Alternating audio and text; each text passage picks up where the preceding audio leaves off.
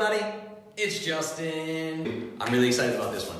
Back to basics, talking all about fat loss because it is very, very important and we need to get back to basics. So we're gonna talk about a lot of different things. Now, most of this, because you guys asked for this a lot, most of this is science-based. This is a science episode, but I'm gonna keep it simple. I'm gonna take complex science and I'm gonna break it down in a way that everybody can understand, right? We're gonna talk about the terrible advice that has created the obesity epidemic in America. We're gonna talk about how we got here. And then I'm gonna teach you how we get fat. I'm gonna teach you how we burn fat. I'm gonna teach you why counting calories doesn't work. And then I'm gonna give you a little bonus. That is exogenous ketones. We're gonna talk about the ketogenic supplements for ketosis that are supposedly meant to help you burn fat. Spoiler alert, they don't work. There are products that are great that are just marketed incorrectly. Tonight, we're gonna touch on those. I am Justin Nault. I am a certified nutritional therapist. I am a specialist in sports nutrition. I am the founder of Clovis. I founded the company Clovis back in 2014 when I invented the Perfect Paleo Powder in my kitchen. It was the first ever paleo-friendly, certified paleo-friendly protein powder in the world. We now have 7 of them. I have 7 different products in 3 different flavors, and they're all awesome. Perfect Paleo Powder. So I'm the inventor of that, and I create transformations in people. Now I work one-on-one, I work in group settings, I do nutrition consulting, health coaching, whatever you want to call it. I have transformed the lives of hundreds and hundreds of people. I've created custom nutrition plans for these hundreds of clients and seen incredible transformations. We've seen things like losing 50 pounds in 8 weeks, or losing 40 pounds in 60 days, or losing 11 pounds in 7 days. This stuff happens all the time. So I am a transformer of lives. I can change your life, I promise you, if you let me, and I'm gonna start doing that tonight. So if you stay till the end of this one, you will actually have a better understanding of fat metabolism than some medical doctors. That's a little scary. I'm not saying all doctors don't shoot me, don't kill me, right? But some of you don't know what the hell you're talking about, okay? So, let's do this thing. It was about 1984 that we started getting told we needed a low-fat diet for health. This came from the government, came from medical institutions, came from universities, came from marketing companies, right? Everybody said we needed to get on a low-fat diet if we wanted to be healthy. So let's talk about the results, okay? So the results of this low-fat diet, again, this started about 1984 is when they really started pushing this, right? That's funny, like the book, Big Brother.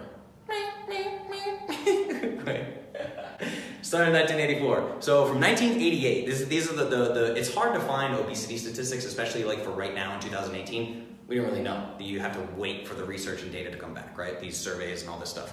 So from around 88 to 2014 are basically the statistics we're gonna go over tonight, okay? So starting 4 years after they really start pushing this low-fat diet thing. So from 1988 to 2014, let's talk about kids, right? Let's start with kids. So the number of obese kids in America from 1988 to 2014 quadrupled. Right? 5x. Quadrupled in America, the rate of obese children. All right. Let me be clear. This is ages 12 to 19. So 12 to 19 saw the biggest brunt of this. Now, if you say all kids, which is ages 2 to 19, you still have a 3x in obesity rate for ages 2 to 19. So all children, right? Basically, the cutoff being the last day of your 18th year, right? So we 3x'd for kids as a whole in America, 3x the obesity rate, with 12 to 19-year-olds getting the brunt of that, 5x. Disgusting, right? I'm not saying they're disgusting, I'm saying it's disgusting that this was allowed to happen. It makes me want to slap the hell out of people, okay? Adults did not fare much better, a little bit better, but from 88 to 2014, in adults, we have 2x the obesity rate. Actually, a bit more. We've done a bit more than 2x the obesity rate, and the last statistics we have are from the year 2016. So if we do this as 2016, 40% of adults are obese. 40% of adults are more than 30 pounds overweight in America. Even worse, overweight, not obese, so not quite 30 pounds, less than 30 pounds overweight, but still overweight.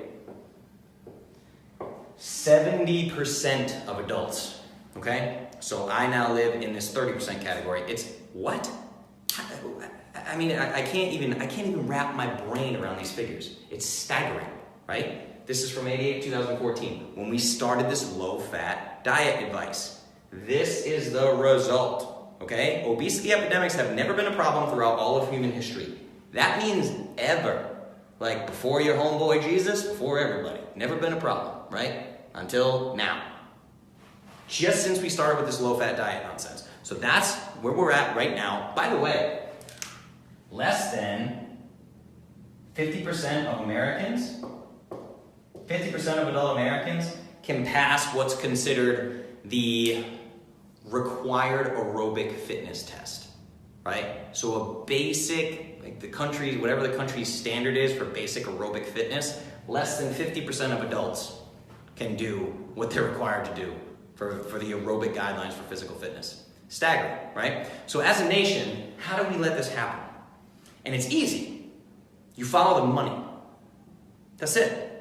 You follow the money, because who profits from this? As we all know, some of the biggest corporations in the world are food companies. Coca-Cola, Kraft, Kellogg, whatever, right? All these General Mills, all this stuff, these giant food companies, they're the ones that profit more than anybody else.